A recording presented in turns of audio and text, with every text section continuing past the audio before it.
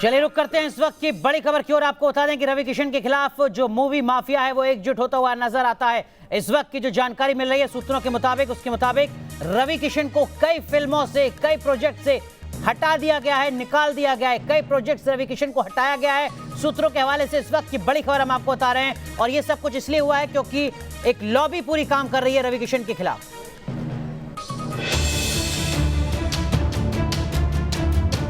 क्या बॉलीवुड में सक्रिय हैं ऐसे मूवी माफिया जो लोगों से फिल्में छीन लेते हैं?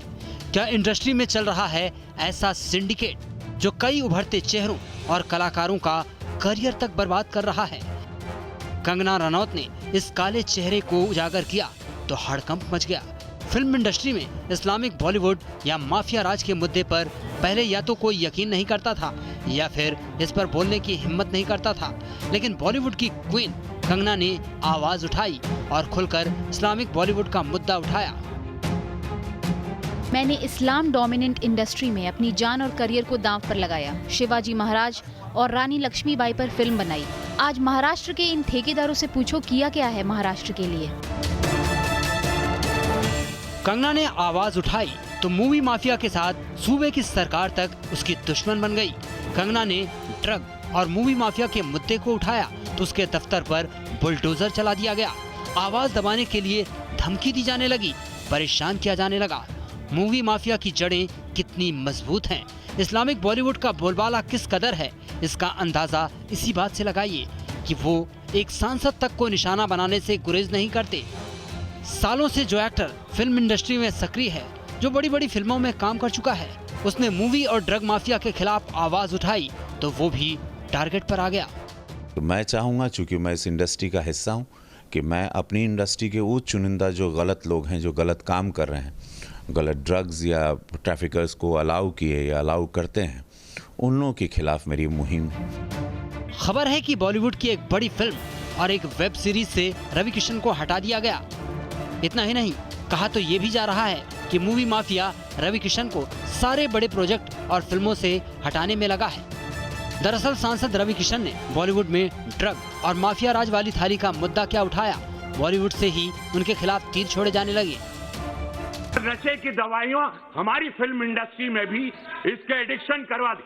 अरे सुनो यार, हमारी वो एडिक्शन आज हमारी सरकार ने कई लोगों को पकड़ा है, पकड़े जा रहे हैं। NCB is doing very good work. जिस थाली में खाते हैं उसमें छेद करते हैं, गलत बात है। I need the protection, the industry needs the protection and support of the government. जितनी उनकी है उतना हक मेरा भी है इस इंडस्ट्री में। मैं उसको खोखला होने नहीं दूंगा, भले मेरी जान चली जाए, मुझे आवाज उठानी है। मैं अपने बच्चों के लिए, अपने भविष्य के लिए, अपने युवाओं के लिए मैं फिल्म इंडस्ट्री का नाम बदनाम होने नहीं देना चाहता। कुछ लोगों की वजह से आज फिल्म इंडस्ट्री का नाम बदनाम हो रहा है कि सारे लोग ड्रग रैकेट्स में हैं। ये गलत बात। सिर्फ रवि किशन और कंगना ही नहीं, अब तो शर्लिन चोपड़ा जैसे दूसरे चेहरे भी बॉलीवुड में माफिया राज और इस्लामिक बॉलीवुड की काली सच्चाई सामने ला रहे हैं। मैं नहीं मानती कि ये लोग दूध के धुले हैं। मैं ये मानती हूँ कि ये लोग मुजरिम हैं। ये लोग देश के युवा को जो हैं अंधकार में ढकेल रहे हैं। ये कहते हैं ना, हाथी के दांत दिखाने के कुछ और होते हैं, खाने के कुछ और। तो ये शराफत का नकाब पहनकर समाज में घूम रहे हैं। बॉलीवुड के ड्रग और माफिया कनेक्शन में मधु मंटेना जैसे बड़े प्रोड्यूसर का नाम भी सामने आया है। मधु की तमिल और तेलुगु इंडस्ट्री में भी गहरी पैठ है, इसीलिए फिल्म से जुड़े बहुत से लोग डरे हैं कि बॉलीवुड के साथ दूसरी इंडस्ट्री में भी उनका काम बंद ना हो जाए। ये सवाल सिर्फ एक दो स्टार का नहीं, पूरी इंडस्ट्री का है, जिसमें लाखों को रोजगार मिलता है और जिससे करोड़ों की भावनाएं जुड़ी हैं। उस बॉलीवुड में कब खत्म होगा माफिया राज, कब खत्म होगा नशे का काला कारोबार और कब टूटेगा इस्लामिक बॉलीवुड का मायाजाल। Team news nation.